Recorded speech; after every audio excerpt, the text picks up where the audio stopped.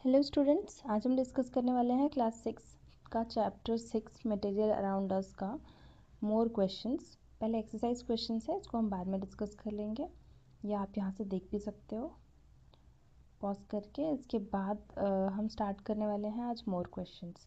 पूरे चैप्टर का अंदर से क्वेश्चंस, मतलब इंडेक्स क्वेश्चंस जितने भी बन पाए हैं वो मैंने इस चैप्टर इस पर्टिकुलरली क्वेश्चंस के फॉर्म में बनाए हैं। अगर आप ये क्वेश्चंस को कर लोगे तो पूरा चैप्टर आपका कंप्लीट हो जाएगा। So come to the first question, define material. Define material. What is material? Any substance that is used to create an object is referred to as material.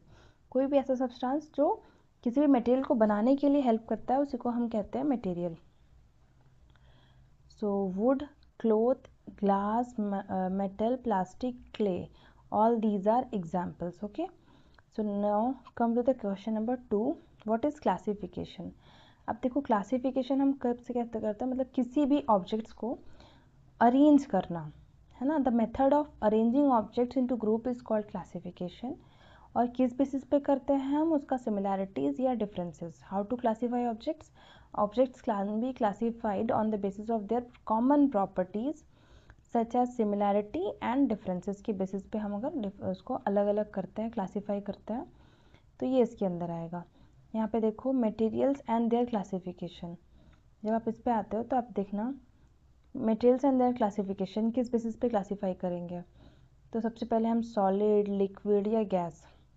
अगर मान लो आप आपके ऊपर है, या तो आप कलर के ऊपर, जैसे बहुत सारे कलर्स के बेसिस पे आप डिफ्रेंशिएट कर दिए, या उसका प्रॉपर्टीज़ के बेसिस पे, लाइक ऑल द मेटल, जितना भी सॉलिड वाला मेटल है उसको आप एक कैटेगरी में रखिए, जितना भी लिक्विड वाला मेटल्स है, मटेरियल है, उसको हम एक जगह रख दिए, जितना भी गैस वाला मटेरियल है उसको हम एक जगह कलेक्ट कर लिए। तो हम इस बेसिस पे इसको डिफ्रेंशिएट कर सकते हैं, लाइक ऑब्जेक्ट ट्रांसपेरेंट है, ट्रांसल्यूसेंट है या ओपैक है, उस बेसिस पे नेचुरली प्रेजेंट है इन्वायरमेंट में या फिर मैन मेड है, उसके बेसिस पे भी हम डिफ्रेंशिएट कर सकते हैं। Now come to the question number 4. Write the difference between lustrous and non lustrous material. अब basic meaning of lustrous. Lustrous का मतलब होता है चमकीला। जो भी चीज़ इन्वायरमेंट में चमकीली अवस्था में मिलती है, मतलब चमकती हुई रहती है बाय नेचर, उसको हम कहते हैं lustrous. Mostly metals are examples of this lustrous. So lustrous का देखो, materials that have shiny surface are called lustrous material. Examples iron, copper, zinc, aluminium, gold etcetera, ये सारे आ जाएंगे। नॉन लस्ट्रस का मतलब क्या होता है? Materials that do not have shiny surface are called non lustrous material. जिसका शाइनी सरफेस नहीं होता है, example paper, wood, rubber, jute etcetera. आप इसका एग्जाम्पल्स देख सकते हो in the form of pictures. यहाँ पे देखो, gold ring, steel utensil, copper pot, silver key, car, aluminium foil, all these are examples of lustrous objects. And non lustrous objects का example wood, stone, chalk, brick, eraser, clay pot. तो ये सब क्या है ना, चमकीली चीज़ें नहीं है, जबकि आप बाकी में देख सकते हो यहाँ पे मेटल्स वाले में शाइन है ना। Now come to the question number 5. What do you understand by the term transparent, translucent and opaque? तो ट्रांसपेरेंट का मतलब होता है ऐसी चीज़ें जिसके हम आर पार देख सकते हैं बहुत clearly. This term is used for those objects through which we can see clearly. Example glass and air. Glass, air, ये इसका एग्जाम्पल हो गया। नेक्स्ट है ट्रांसल्यूसेंट। ट्रांसल्यूसेंट का मतलब क्या है? ऐसे ऑब्जेक्ट हम जिसके आर पार देख तो सकते हैं बट नॉट क्लियरली, मतलब हमको हल्का ब्लर दिखेगा इमेज, तो उसको हम कहते हैं ट्रांसल्यूसेंट। Example butter paper. आगे नेक्स्ट आप देखो opaque. Opaque, this term is used for those things through which we can not see at all, जहाँ से हम देख ही नहीं सकते हैं बिल्कुल भी, उसको हम कहते हैं ओपैक। एग्जाम्पल क्या है? Wall, wooden door etcetera. Now come to the options. Transparent. Transparent में आप देख लो, जब भी हम किसी भी ऑब्जेक्ट के आर पार देख पाते हैं इजीली, उसको हम कहते हैं ट्रांसपेरेंट। जैसे इस ग्लास में पानी है, इसमें आप आराम से देख पा रहे हो कि अंदर क्या है। इसके आर पास, इस खिड़की के बाहर हम देख पा रहे हैं कि कैसा इन्वायरमेंट है या क्या है। तो ये कैसा ऑब्जेक्ट हो गया हमारा? Transparent, which allow light to pass. Next translucent. Objects that allow some light to pass, कुछ ही लाइट को पास करने देगा ये। पार्शियली देख सकते हैं, we can see partially through them, example butter paper, frosted glass, lamp shade, ये सारे एग्जाम्पल हो गए। नेक्स्ट है आपका ओपैक। ओपैक में देखिए objects that do not allow light to pass, ये बिल्कुल लाइट को पास करने के लिए अलाउ नहीं करेगा। And we can not see through them, इसके थ्रू हम देख ही नहीं सकते हैं। इसका एग्जाम्पल्स क्या क्या है वो देखो, इसका एग्जाम्पल है wooden door, book, metal bucket, stone, ये सारे एग्जाम्पल हो गए ओपैक ऑब्जेक्ट्स के। Now come to the question number 6, list 5 objects you see around and name the materials they are made up of. तो अपने आसपास ऐसी 6 चीज़ों का नाम आपको लिखना है और वो किस चीज़ से बना है वो भी आपको बताना है। जैसे अगर आप क्लासरूम में हो तो सबसे पहले आपको नोटबुक दिखेगा, नोटबुक जो है वो पेपर से बना हुआ है। बेंच, बेंच किससे बना है, वुड एंड मेटल से बना हुआ है। और वाटर बॉटल, वाटर बॉटल आपका किससे किससे बना हो सकता है, मेटल हो सकता है, प्लास्टिक हो सकता है, फाइबर और etcetera. Tiffin bag, tiffin bag आपको पता है क्लोथ से बनता है, कपड़ों से, like jute, cotton etcetera.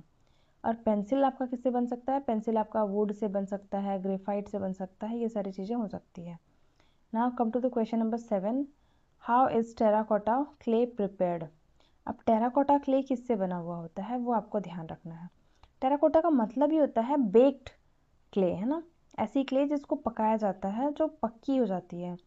For making terracotta fine clay selected and cleaned cleaned well, है ना, पहले आप फाइन मिट्टी को लेंगे, क्ले को लेंगे, उसको अच्छे से साफ़ करेंगे एंड देन उसको हम पानी डाल करके, जैसे हम आटा का डो बनाते हैं ना वैसे उसको गूँथ लेंगे and turn on a potter's wheel, इस तरह से पॉटर व्हील पे आप उसको रखेंगे and make it different shapes, है ना, लाइक पॉट, डिशेस, बाउल, ये देखो ये बाउल है, ये पॉट है ना, अलग अलग पॉट के फॉर्म में है, कुछ अलग आप डिशेस बना सकते हो उसके हेल्प से। And dried it finally and baked, उसके बाद उसको आप सुखाने के बाद बेक करोगे, that is most important process to making terracotta. Now come to the next question, how were terracotta pot used. अब टेराकोटा पॉट यूज्ड कैसे होता है, तो अलग अलग पर्पज़ के लिए यूज़ होता है, such as cooking, storing grain, oil, ghee, ये सब रखने के लिए हम यूज़ करते हैं टेराकोटा प्लेट, टेराकोटा यूटेंसिल्स को, या फिर कह लो टेराकोटा पॉट्स को। तो यहाँ पे देखो कुछ एग्जांपल्स भी दिए हैं, लाइक गार्डनिंग में यूज़ कर सकते हैं, किचन में आप यूज़ कर सकते हो मटका बनाने के लिए, यहाँ पे देखो टिफ़िन का कंटेनर, डिफरेंट डिफरेंट बाउल का कंटेनर्स बनाने के लिए हम भी यूज़ कर सकते हैं। उसके अलावा आप क्राफ्ट के सामान को भी बनाने के लिए इसको यूज़ कर सकते हो। Now come to the next question, that is question number 9, how do we choose a material to make an object। अब हम मटेरियल, कोई भी मटेरियल को बनाने के लिए हम कौन सी चीज़ यूज़ करेंगे, ये सिलेक्शन किस बेसिस पे करते हैं, तो on the basis of its properties and purpose for which the object is to be use. तो हम चूज़ करेंगे कि हमका हमारा काम क्या है, लाइक अगर खाना बनाना है तो हम मटेरियल को ही यूज़ करेंगे, उसी के बर्तन बनाएंगे। अब अगर हमको पानी स्टोर करना है तो क्या हम कपड़े का बैग सिल के उसमें पानी स्टोर करेंगे क्या, नहीं ना, ऐसा तो हमको नहीं करना होगा क्योंकि फिर वो पानी बाहर आ जाएगा। तो हम क्या करेंगे भाई, ग्लास लेंगे और फिर ग्लास में पानी भरेंगे, सिंपल, तब क्या होगा, पानी वहाँ पे स्टोर होगा। तो हमको इस तरह का ही ऑब्जेक्ट चाहिए जिसमें जिसका ज़रूरत हो according to the properties. So next question, come to the next question, what materials are use to make your pen. आपका पेन बनाने के लिए क्या क्या मटेरियल्स रिक्वायर्ड हो सकते हैं, तो माई पेन के लिए fibre, plastic, metal, ink, rubber etcetera use हो सकता है। Now come to the question number 11, what are metals. What are metals, तो materials that have lustrous that is shiny appearance are called metals. ऐसा material जो कैसा होगा, आपका shiny appearance का होगा, चमकीला होगा, है ना, उसी को हम कहेंगे lustrous metals. Example iron, copper, zinc, aluminium, gold etcetera. Now come to the question number 12, why do metals lose their lustre over time. Metals जो है वो अपना चमक समय के साथ कैसे खो देते हैं, ये क्वेश्चन है। तो आपको पता है मेटल जो होते हैं वो मॉइस्चर और ऑक्सीजन के साथ रिएक्ट करके मेटल ऑक्साइड बना देते हैं जो कि डल इन नेचर होता है। तो आप इस यहाँ पे आंसर देखो, some metals lose their lustre and start to look dull because of the effect of air and moisture on them. तो effect of air and moisture on them की वजह से ये रिएक्शन होता है, मेटल ऑक्साइड बन जाते हैं और वो डल हो जाते हैं, इसलिए समय के साथ वो अपना चमक खो देते हैं। Next, what do you mean by soft materials? आपको पता है सॉफ्ट मटेरियल क्या होता है? जिसको हम इजीली कंप्रेस कर सकते हैं, इजीली स्ट्रेच हो सकता है, उसको हम सॉफ्ट मटेरियल कहते हैं। Give examples. So materials that can be compressed easily और scratched easily are called soft materials. Example, eraser, cotton, foam, etc. Now come to the question number 14. Question number 14. What are hard materials? Hard materials आपको पता है जो easily ना हो compress कर पाना, difficult to compress and scratch are called hard materials. The materials that are difficult to compress or scratch are called hard materials. Example क्या है? Metal, stone, etc. यहाँ पे कुछ पिक्चर है, आप देख सकते हो। जो मेटल होता है ना वो बहुत हार्ड होगा, उसको आप किसी चीज़ से हिट करोगे तब भी वो नहीं टूटेगा, ठीक है। तो ये रिजिड होता है, एटॉमिक स्ट्रक्चर इसका आपस में बहुत क्लोजली पैक्ड होते हैं। जबकि सॉफ्ट मटेरियल के बीच में क्या होता है, आपस में गैप होता है और इसको आप स्क्विज कर सकते हो इजीली, है ना। कंप्रेसिबल होगा ये कैसा होगा आपका? फ्लेक्सिबल पॉलीमर स्ट्रक्चर कंप्रेसिबल होता है, तो ये सॉफ्ट है। Now come to the question number 15. When do you say that the material is soluble or insoluble in water? हम कब कह सकते हैं कि कोई मटेरियल जो है वो soluble है पानी में या फिर insoluble है? तो क्वेश्चन में आओ। When a material dissolves in water, it is called soluble in water. Example, salt, sugar, vinegar. जैसे कोई भी चीज़ जो पानी में घुल जाए उसको हम कहते हैं soluble, और जो ना घुले, does not dissolve in water, उसको हम कहते हैं insoluble. Example, sawdust, mud, sand. हम यहाँ पिक्चर भी लगाया है, ध्यान से देखो। यहाँ पे देखो आप, शुगर क्रिस्टल लिए हमने ना शुगर क्रिस्टल को लिया, पानी में डाल दिया, घोलने के बाद क्या हो गया? देखो ये आराम से घुल गया, दिखेगा ही नहीं। तो विच मीन्स शुगर सॉल्यूशन और sugar crystals are soluble in water. But अब यहाँ पे हमने सैंड लिया, बालू। जब बालू को पानी में मिलाया तो क्या देखा कि वो सेटल हो गए, नीचे बैठ गए, which means insoluble in water. The sand is insoluble in water, ये नहीं घुलता है। Next question number 16. How can you make paper and water translucent? अब पेपर और पानी को आप ट्रांसल्यूसेंट कैसे बनाएंगे?